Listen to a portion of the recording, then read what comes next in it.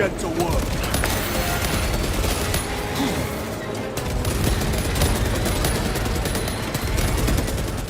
Brothers, to achieve this platinum, we must endure heresy and chaos in all its forms.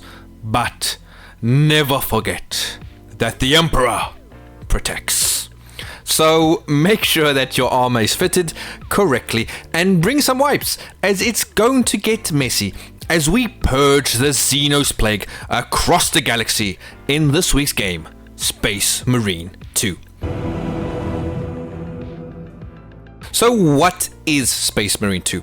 Well, it is a 2024 third-person shooter hack-and-slash video game developed by Saber St. Petersburg and published by Focus Entertainment. The sequel to Warhammer 40,000 Space Marine 2011, it was released for the PlayStation 5 on the 9th of September 2024. The game has a total of 50 trophies, 37 bronze, 10 silver, 2 gold, and of course, 1 platinum trophy. First things first, prepare yourself for a grind, as several trophies will take their time to achieve. But if your belief in the Emperor is strong, then he shall guide you along the way. Trophies for the game are scattered between the campaign, operations, and the multiplayer. I would suggest getting all story-related trophies out of the way and leave multiplayer for last. When it comes to the story, there are no difficulty set trophies, so play on any difficulty you see fit. Nothing is missable, as you can revisit all missions. However, I would suggest revising the trophy list well and knowing where you can get certain trophies, as sometimes there is quite a trick to get to the areas. I say this to purely save you time. Alright, as always, let's start with the collectibles. There are 2 in the game. Data slates. There are 35 in total, the last 12 being in the operations missions. In the description, the video to all their locations. Enemy types. During your playthrough, you will need to mark all enemy types you come across. Aim at them and press up on the D-pad. Video for all of them in the description. The last 2 can be found in the operations missions. Okay, let's speedrun over the trophies you need to keep in mind while purging. Perform 50 unique finishes. These are done with your melee weapons that you unlock more of as the story progresses. Kill 100 enemies with Righteous Fury, press triangle. This is basically your special move. On mission 6, Dawn's Descent, you will need to hit 10 objects while you are flying through space. Unhand my brother. Force a Ravener to release a grabbed brother. You'll find one in the very first mission. Once it grabs a brother, use a melee attack to get it off. No fear. Break a Scarab melee combo attack with 2 perfect parries. You'll find these bad boys in Mission 6, Dawn's Descent. Now, for the last 2 trophies for the campaign, if you don't know what you are doing, can be extremely annoying to achieve. However, with the right information, you'll be able to get them on your first try. One ugly Xenos is to bring down a licker before it attacks from an ambush. On the second mission, Severance, is where you will face your first licker. Just kill it normally and forget about the trophy here, as it is super complicated to pinpoint where it is and get a shot off before it jumps you. The best place and easiest is in the mission Servant of the Machine. Load in this mission with a sniper rifle, and when you get to this hallway, aim in the top right corner. You should see his eyes glowing.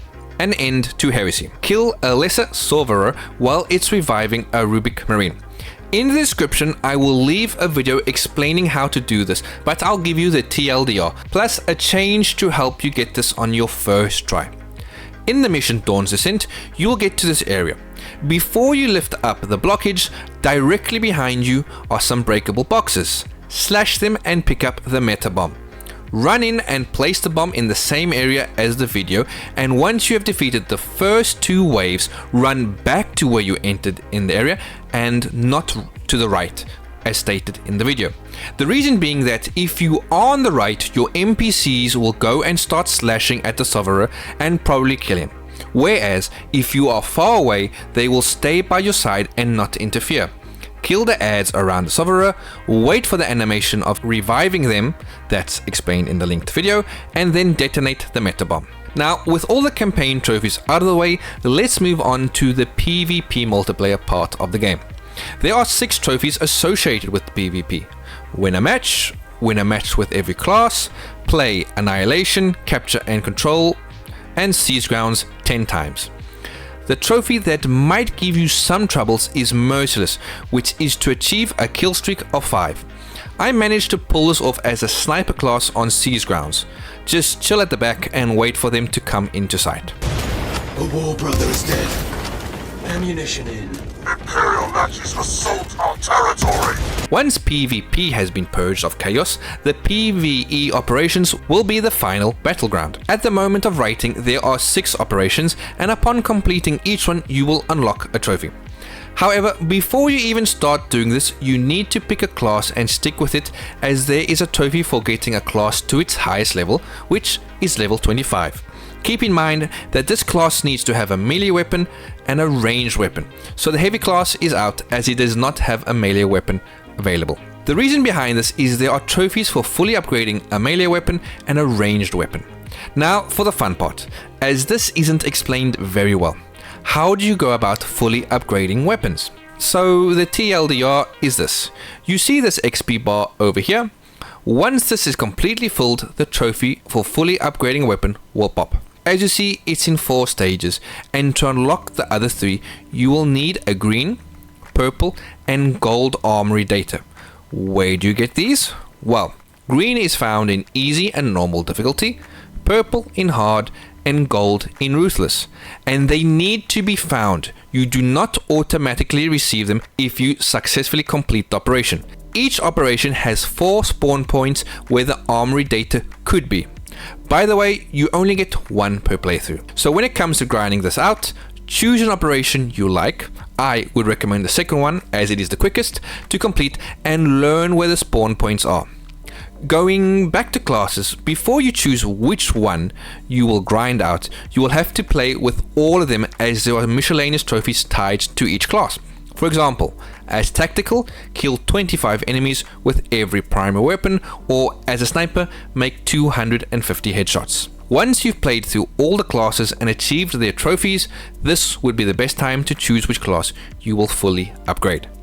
Now, of course, the Ruthless difficulty has a trophy for completing it, and at first this does sound daunting, but is actually very doable even with randoms. First, max out as much as possible your skill tree and perk tree for your weapons and reach level 20. Can this be done with you at a lower level? Yes, but unless you are god at parrying, you will get steamrolled very quickly. Trust me, once you've reached level 20, Ruthless difficulty is a walk in the park, provided that you don't diddle-daddle through the missions. You will still need to pay attention and be on form, or you will find yourself in Fucktown Population U.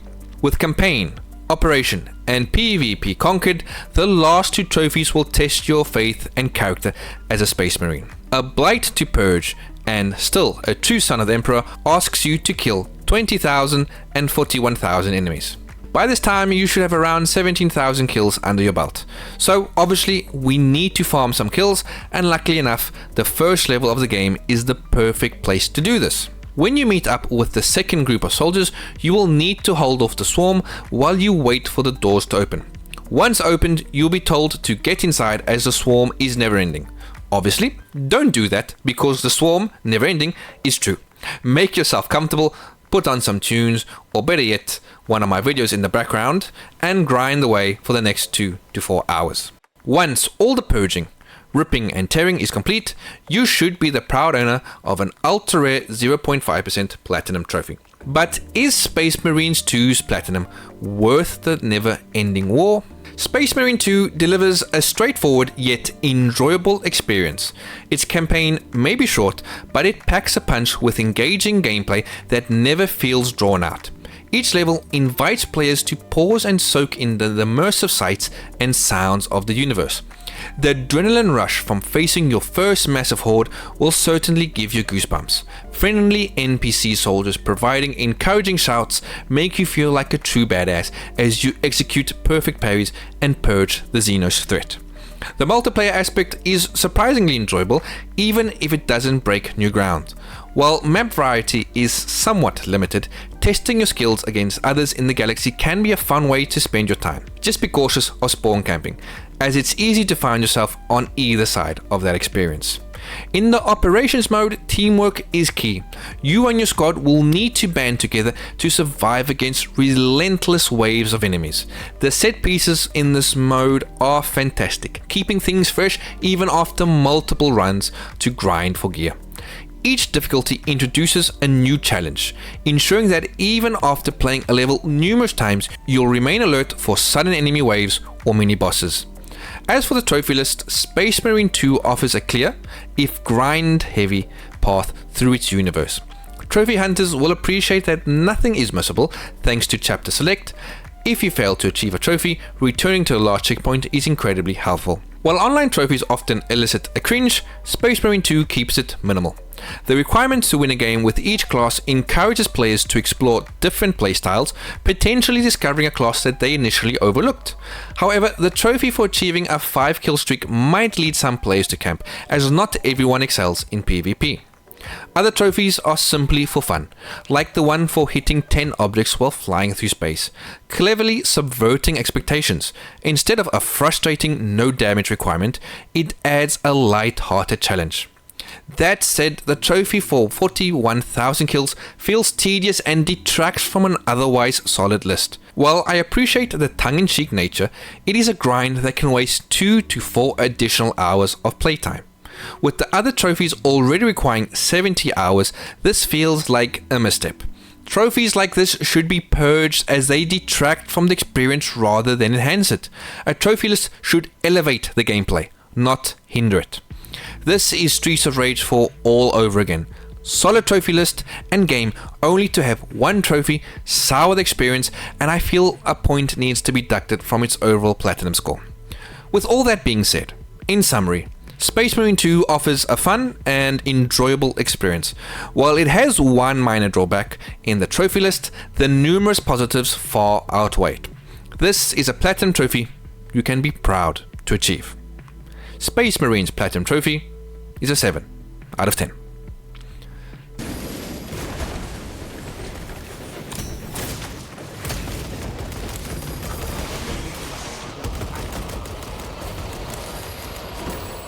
Thanks everyone for watching. I hope you found this video useful. I have more videos like this on my channel, so go have a look at that. If you haven't already, like, sub, and comment. Thanks again for watching, brother. And for the Emperor, PTR out.